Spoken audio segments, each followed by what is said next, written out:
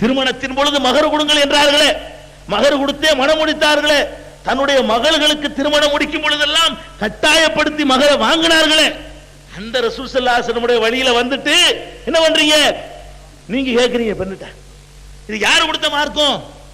எந்த வசியத்துல கத்துக்கிட்டீங்க?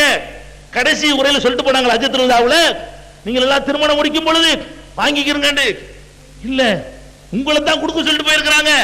பெருமானார் ஸல்லல்லாஹு அலைஹி வஸல்லம் சுன்னத் என்ன சொல்லுது? குர்ஆன் என்ன சொல்லுது? வாத்துன் நிசா சதுகாத்திஹின்ன நிஹலா, உங்களுடைய மகர் தொகையை மனமோ வந்து பெண்களுக்கு கொடுங்கள். நீங்க கொடுக்கிறவர்களா இருக்கணும். எந்த கட்டத்திலையும் பெண்ணிட்ட வாங்க கூடாது. மன விரும்பி மாமனார் தந்தால் வாங்க கூடாது. ஏன்?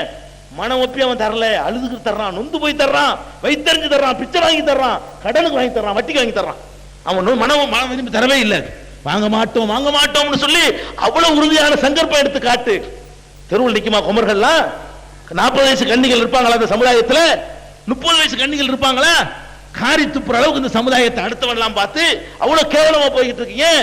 அந்த ரெண்டை விட்டதுதான் காரணம். எல்லாத்துக்கான அளவுகோல், கல்யாணமா, கர்மாதியா, கொடுக்கலா, வாங்கலா, தொழுகையா, நோம்பா, எதுவா இருக்கட்டும், எல்லாத்திலையும் அந்த முகமது ஸல்லல்லாஹு அலைஹி வஸல்லம் அவர்களுடைய வழிகாட்டுதல் என்ன சொன்னாங்க?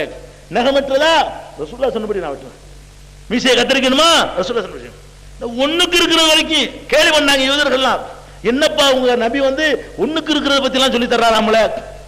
அவர் சொல்றாரு அந்த சஹாபி பெருமையோட, வெளிக்கு இருக்கிறதுன்னு சொல்லி தர்றாங்க. என்ன நல்லதான சொல்லி தர்றாரு? நின்றுகிட்டு மோண்டு எல்லா பக்கம் தெரிக்கிறத விட உட்கார்ந்து சிறுநீர் கழின்னு சொல்ற தப்பா?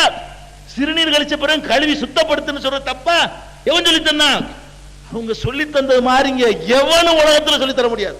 அப்படி எல்லாத்தையும் பார்த்தாங்க, எல்லாத்துலயும் அழகான ஒரு வாழ்க்கையை தந்துட்டு போயிருக்கிறாங்க.